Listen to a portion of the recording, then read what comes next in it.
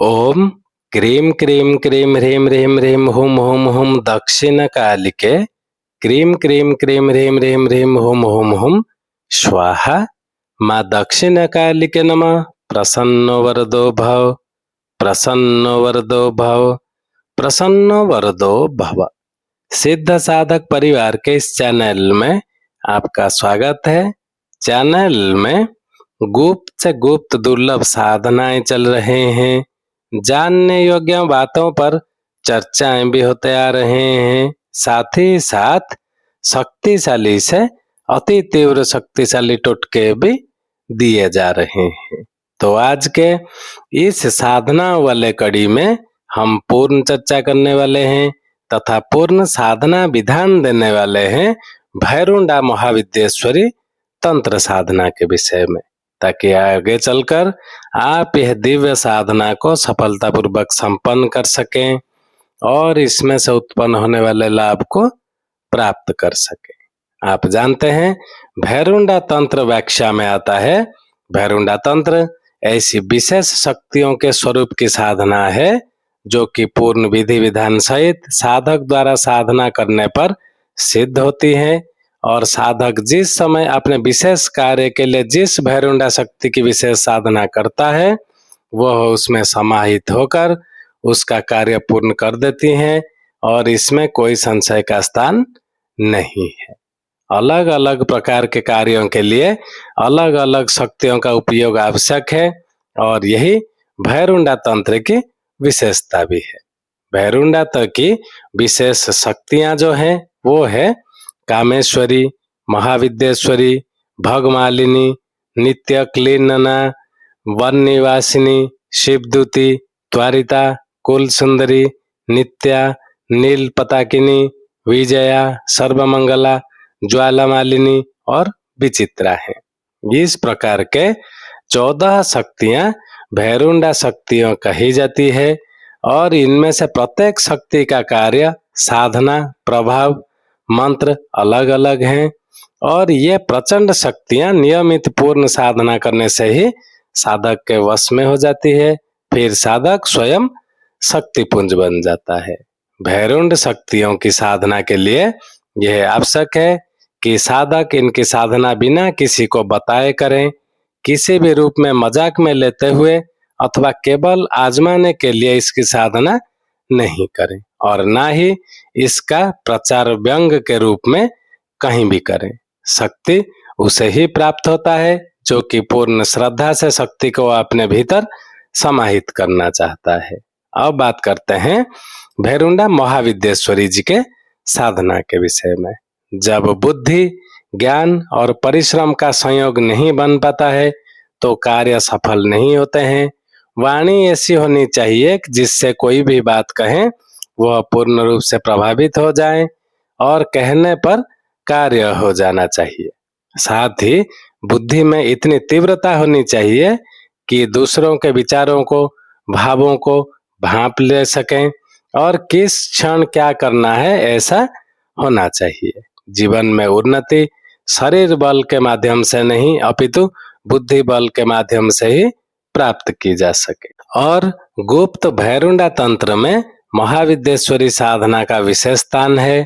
इसके बीज मंत्र में कुछ ऐसा अक्षर विन्यास है कि साधक चैतन्य हो जाता है, उसकी मानसिक शक्तियों का विकास तीव्र होने लगता है, किसी भी बात को समझने में उसे समय नहीं लगता। यह साधना आप किसी भी कृष्ण पक्ष के गुरुवार को संपन्न कर सकते हैं। इस साधना में विशेष रूप से भैरुंडा चैतन्य महाविद्येश्वरी शंख तथा 2 भैरुंडा चक्र की आवश्यक है। साधक क्या करें?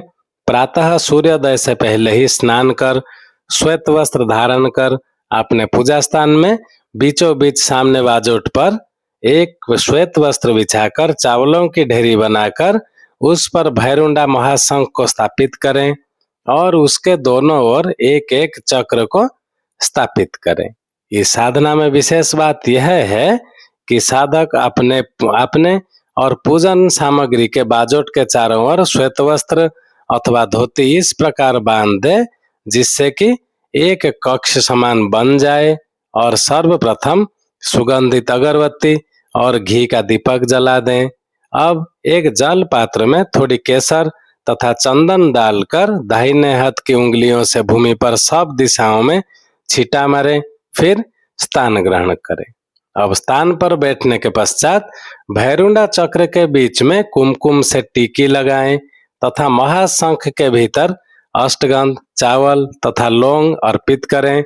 अब शंख के दोनों ओर केसर से ह्रीम लिखें और पूजन का संकल्प करते हुए दाहिने हाथ में जल लेकर भूमि में छोड़ दें।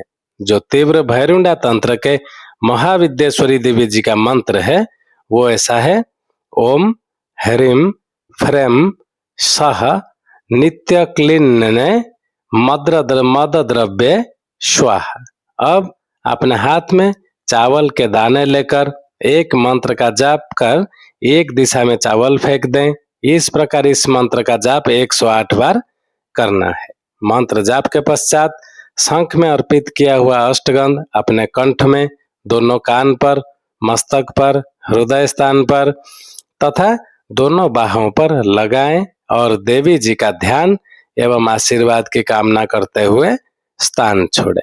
दूसरे दिन प्रातः को शंख को हटाकर अपने पूजा स्थान में रख दें तथा दोनों भैरुंडा चक्र को पूजा स्थान में ही आसन के नीचे जहां मूर्ति, चित्र, कुल देवता आदि के स्थापित किए हुए हैं वहां स्थापित कर दें। प्रतिदिन प्रातः पूजन में एक बार मंत्र का जाप आप अवश्य करें और यह मंत्र साधना एक प्रकार से बुद्धि ज्ञान का कपाट खोल देती है और साधक की स्मरण शक्ति निश्चित ही तीव्र हो जाती है।